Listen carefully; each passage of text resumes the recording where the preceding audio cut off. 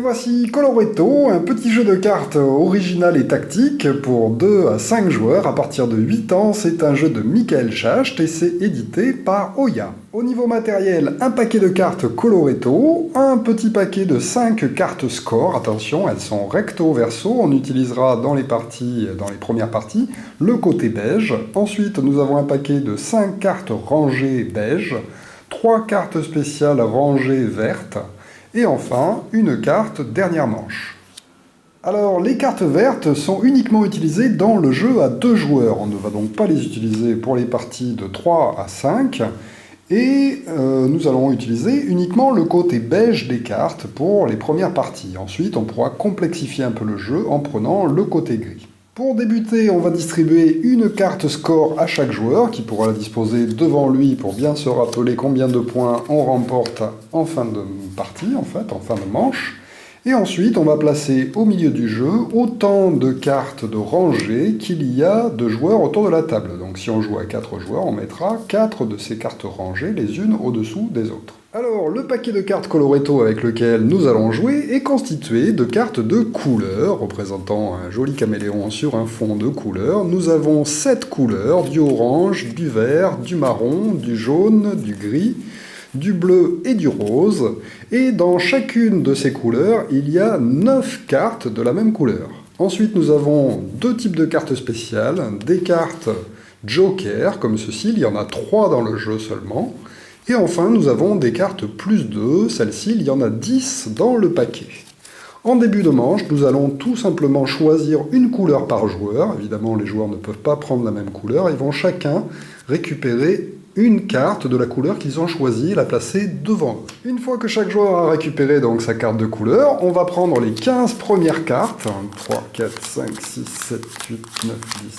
11, 12, 13, 14 et 15, et par-dessus, nous allons placer la carte fin de manche, par-dessus ces 15 cartes. Et ensuite, on met le reste du paquet par-dessus la carte fin de manche. Alors, quel est le but de Coloretto? Eh bien, ça va tout simplement être de collectionner des cartes de couleurs afin de marquer un maximum de points en fin de manche. Alors, comment ça se passe? Eh bien, ça va être avec la petite carte de score que l'on va voir combien vont rapporter les cartes d'une même couleur. Si j'ai une seule carte d'une couleur à la fin, elle me rapportera 1 point. 2 cartes de la même couleur, 3 points. 3 cartes de la même couleur, 6 points. 4 cartes de la même couleur, 10, ensuite 15 pour 5 et 21 pour 6. Attention, 6, c'est le maximum de cartes qui me rapporteront des points. C'est-à-dire que si j'ai 7 ou 8 ou 9 cartes, eh bien, je n'aurai que 21 points. C'est le maximum que je puisse obtenir grâce à des cartes de couleurs identiques. Le problème, c'est qu'en fin de manche, eh bien, seulement 3 couleurs seront comptées en positif. Les autres couleurs que j'aurai récupérées au fur et à mesure du jeu vont être décomptées en négatif.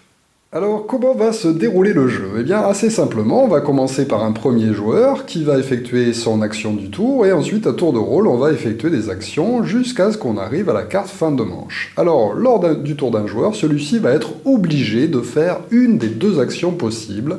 Les actions vont être soit récupérer les cartes se trouvant dans une des rangées, soit va être de tirer une nouvelle carte pour la poser dans les rangées. Par contre, on ne pourra jamais poser une carte et récupérer lors de son tour. C'est soit une action de récupération, soit une action de poser une nouvelle carte en jeu sans savoir laquelle on va tirer. On commence donc par notre premier joueur, imaginons que ce soit ce joueur-là qui avait déjà une carte orange. Alors évidemment, la première carte que l'on a choisie va compter dans les cartes que l'on va récupérer au fur et à mesure du jeu. Donc ça donne une petite orientation pour débuter la partie. Donc là, par exemple, ce joueur pourrait déjà essayer d'obtenir un maximum de cartes orange, mais il peut très bien changer d'avis en cours de manche. Notre premier joueur a le choix entre récupérer une rangée ou piocher une nouvelle carte. Donc là, il ne peut pas récupérer de rangée puisqu'il est interdit de récupérer une rangée vide. Donc ce joueur n'a pas le choix. Le premier, il sera obligé de prendre une carte et de la poser sur n'importe laquelle des rangées disponibles. Le tour de notre premier joueur est donc terminé, on passe au deuxième joueur qui va avoir le droit soit de récupérer la rangée où se trouve la carte rose, mais ça ne l'arrange pas vraiment pour l'instant, il préférait piocher du jaune, ou de rajouter une carte. Il rajoute donc une carte. Alors là, il va choisir où il va placer cette carte, sur n'importe quelle rangée. Il peut très bien la mettre à la suite de la carte rose, ou bien pour débuter une nouvelle rangée. Effectivement, s'il décide de la placer ici, quand le tour reviendra à lui, s'il veut récupérer la carte jaune, malheureusement, il sera obligé de récupérer l'ensemble de la rangée, donc de prendre la carte rose avec. Il peut donc décider, par exemple, de placer cette carte ici en espérant qu'il se passe un tour sans que personne ne prenne la carte jaune convoitée. On passe alors au troisième joueur qui lui aussi va tirer une carte, puisqu'il ne veut ni de jaune ni de rose. Il tire une carte verte qui, s'il la pose à un endroit facilement disponible, va certainement être récupérée par le joueur qui joue après lui. Donc c'est là-dessus que se joue la tactique. Est-ce que je la pose toute seule pour que ce joueur la récupère, ou est-ce que je la mais à la suite pour embêter un autre joueur? Je peux donc parfaitement décider de la mettre de façon très vacharde ici, de façon à ce que si le vert récupère, ils prennent du jaune avec, et si le jaune récupère, ils prennent du vert avec. Ça fait deux joueurs qui vont jouer sur les mêmes couleurs, et ça va embêter les deux joueurs. Voilà, donc c'est un petit jeu d'enfoiré, vous comprenez le principe. On passe donc au joueur vert qui décide de ne pas récupérer ces deux cartes, et de plutôt placer une nouvelle carte. Tiens, une carte marron. Eh bien, il se dit, allez, perdu pour perdu, je vais embêter le joueur marron, et on va être 3 sur la même rangée. On passe au joueur suivant, le joueur orange qui décide de tirer une nouvelle carte. Oh, une carte orange, il décide de se la mettre tout seul. On passe au tour du joueur jaune qui tire une nouvelle carte. Ah, c'est un +2. Alors les +2, à quoi vont-ils servir? Eh bien, ils vont servir à rapporter des points supplémentaires en fin de partie. Ce n'est pas considéré comme étant une couleur de caméléon, et donc on peut récupérer autant de cartes +2 que l'on souhaite au cours de la manche, et en fin de manche, ça nous rapportera 2 points par carte, comme ceci, qu'on aura récupéré. Il décide donc de placer ce +2 à un endroit qu'il l'arrange. Alors là, attention, on ne peut plus la poser ici, puisque chaque rangée est limitée à 3 cartes. C'est pour ça qu'il y a 3 cartes de dessinées sur ces cartes de rangée. Il va donc être obligé de la poser ailleurs. Alors évidemment, il n'a pas envie de faire un petit cadeau pour le joueur qui a déjà une carte orange. Il peut donc décider, par exemple, de la poser sur cette carte-là. Le joueur suivant, le joueur qui a déjà une carte marron, se dit « Bon, allez, moi je craque, parce que je sens que ça va empirer de plus en plus, et je vais récupérer ces 2 cartes. Comme ça me fera un +2 et une carte rose. Je vais jouer sur les roses, puisque personne d'autre n'en a. » Quand il récupère ces 2 cartes, les cartes qu'il y a dans une rangée, eh bien il va tout simplement retirer la carte de la rangée correspondante. Ça veut dire que pour le tour en cours, il aura fini de jouer. Chaque joueur va, au cours d'un tour, récupérer une rangée par joueur. Et dès qu'on a récupéré une rangée, eh bien on va arrêter de jouer pour le tour qui est en cours. On passe au joueur suivant, le joueur vert qui décide de ne pas récupérer de rangée et de rajouter une nouvelle carte. Ah, encore un +2, il n'a pas très envie de le donner au joueur orange, il le place donc ici. Le joueur orange, c'est à lui de jouer, il décide de récupérer sa carte orange. Et donc, il enlève cette carte de rangée, il ne reste plus que 2 rangées en jeu. On passe à ce joueur-là qui décide de récupérer un +2, parce qu'il sent que sinon ça va pas être bien. Et on passe au dernier joueur qui est obligé de récupérer cette rangée. Effectivement, elle est déjà à son maximum, c'est-à-dire à 3 cartes. Il ne peut donc pas ajouter de cartes supplémentaires. C'est la dernière rangée disponible, il est donc obligé de récupérer ces cartes-là. Quand tout le monde a donc récupéré comme ceci ces cartes, eh bien, on va redisposer les cartes de rangée, et on va être reparti pour un nouveau tour, à commencer par le joueur qui a récupéré la dernière rangée.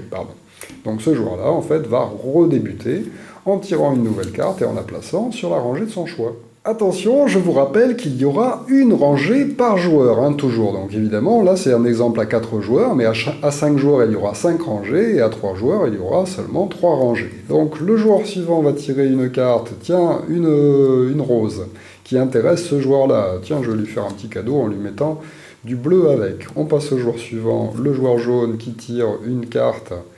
Ah, une carte qui va intéresser ensuite l'autre joueur. Si je la mets là, il va récupérer 2 cartes correspondant aux couleurs qu'il a déjà. Ça l'arrange trop, donc je vais par exemple le placer sur un autre endroit. On passe à ce joueur-là qui peut se dire « Bon, allez, moi je récupère juste un marron. Je vais la jouer petit joueur, et j'ai donc terminé mon tour. On passe à ce joueur-là qui va tirer une nouvelle carte. Ah, une carte rose, dommage, ça aurait bien plu au joueur rose, il décide de la poser ici. À celui-ci qui va tirer une nouvelle carte, tiens, une carte qui l'intéresse, il va essayer de se la poser tout seul.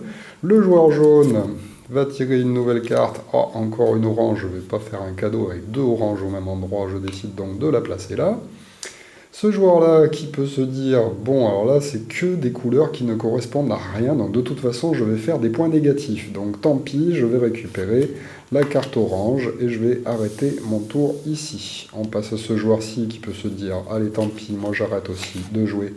Je récupère cette carte-là et cette carte-là. Et il ne reste plus que ce joueur qui est en jeu. Alors, il peut décider de récupérer les deux cartes, mais comme elle n'est pas complétée encore à 3 cartes, il peut décider, s'il le souhaite, de tenter de rajouter une carte. Mais bon, à ses risques et périls, ensuite, il sera obligé de récupérer la rangée. Allez, disons qu'il se dit, je le tente, hop, je récupère, tiens, une carte rose, mais tant pis, ça me fera une deuxième couleur avec 2 cartes, ce qui n'est pas mal.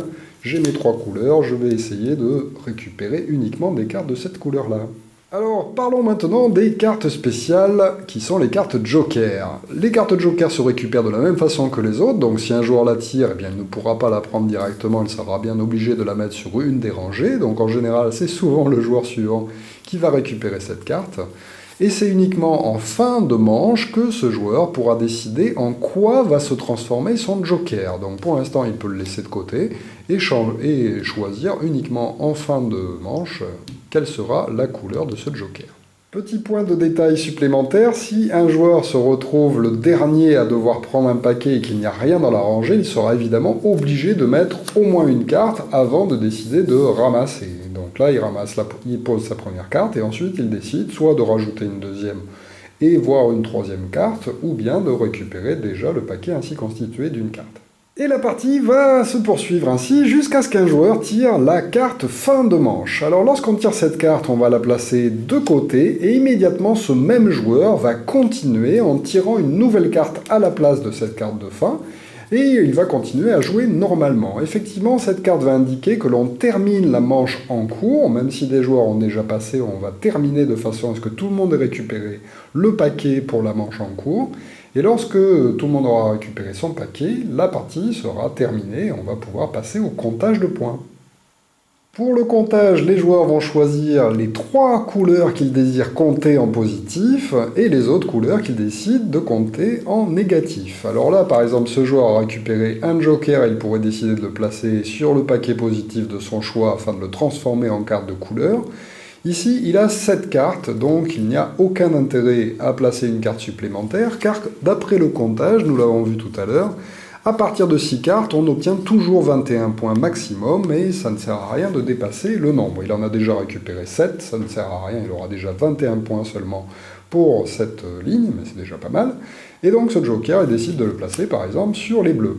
Il va donc compter ça, ça et ça en positif, les vertes et les marrons seront comptés en négatif, et celles-ci s'ajouteront en fait à son score, puisque ce sont des cartes bonus plus 2. Alors, pour ce joueur, par exemple, il a 2 cartes en négatif, donc 2 cartes négatives, ça rapporte 3 points négatifs, une carte toute seule qui lui fait moins 1 point, donc au total moins 4, il avait plus 2 et plus 2 qui lui faisaient plus 4, ça annule donc ses points négatifs, et il ne reste plus qu'à compter ses 3 couleurs positives. Nous avons une série de 7 cartes qui ne rapportent que 21 points, je le rappelle puisqu'on ne peut pas dépasser 6. Ensuite, un paquet de 4 cartes qui va lui rapporter 10 points supplémentaires. Et enfin, un paquet de 3 cartes qui lui rapporte 6 points. Donc 21 plus 10, 31. 31 plus 6, 37. Ce joueur a marqué 37. Évidemment, on compare avec les autres joueurs. Celui qui a le total le plus haut l'emporte.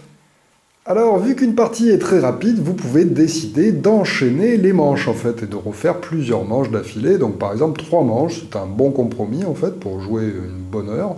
Et lors de ces manches, comme ça, vous verrez un petit peu qui est en tête, et vous pourrez savoir à qui il faut donner le plus de cartes empoisonnées afin de faire baisser le score d'un joueur et essayer de le rattraper, par exemple. Alors, nous avons aussi une autre version du jeu, puisque je vous ai dit en début de partie que les cartes sont recto verso. Sur le verso, il y a un autre système de comptage de points. qui cette fois-ci va rapporter beaucoup de points jusqu'à 3 cartes. Il faudra donc essayer d'avoir seulement 3 cartes dans chacune des couleurs positives. Et à partir du moment où on passe la barrière des 4, eh bien on commence à perdre des points par rapport aux cartes que l'on a récupérées. Alors ce système est un peu plus complexe que la version de base. Je vous conseille de faire un bon nombre de parties déjà avec la version classique, qui est déjà très bien, avant de passer à ce système qui changera un petit peu la donne. Si vous voulez jouer à 2 joueurs, il y a quelques petites modifications à effectuer. Avant de débuter la partie, vous allez tout d'abord choisir 2 couleurs au hasard, n'importe lesquelles, et vous allez retirer en fait toutes les cartes de ces 2 couleurs. Donc on enlèvera par exemple toutes les grises et toutes les bleues avant de commencer la partie avec le paquet de cartes restant. Ensuite, chacun choisira 2 couleurs de cartes avant de débuter la partie, au lieu d'un dans la version classique, et on va utiliser les cartes vertes à la place des cartes beiges, pour symboliser les rangées. Il y a donc 3 rangées, mais dans la première rangée, il ne pourra y avoir qu'une seule carte, 2 cartes dans la deuxième et 3 cartes maximum dans la troisième. Donc les joueurs jouent de la même façon, c'est-à-dire qu'on met toujours la carte de fin de manche au-dessus des 15 dernières cartes de la pile, et ensuite on joue à tour de rôle. Évidemment, chaque joueur ne va pouvoir récupérer qu'une rangée, en fait, dans les 3, et la dernière, quelles que soient les cartes qui sont placées dedans, ces cartes seront défaussées avant que l'on remette toutes les cartes et que l'on entame le tour suivant. Voilà pour Coloretto, un excellent petit jeu de cartes qui fait partie des meilleurs petits jeux de cartes à emmener partout à mon avis, et donc vraiment très sympathique, et en plus avec un petit côté se faire des crasses très intéressant pour les joueurs qui n'osent pas trop s'en faire dans les jeux, ça peut être une très bonne initiation. Voilà, merci de m'avoir suivi, et à très bientôt pour une nouvelle règle de jeu.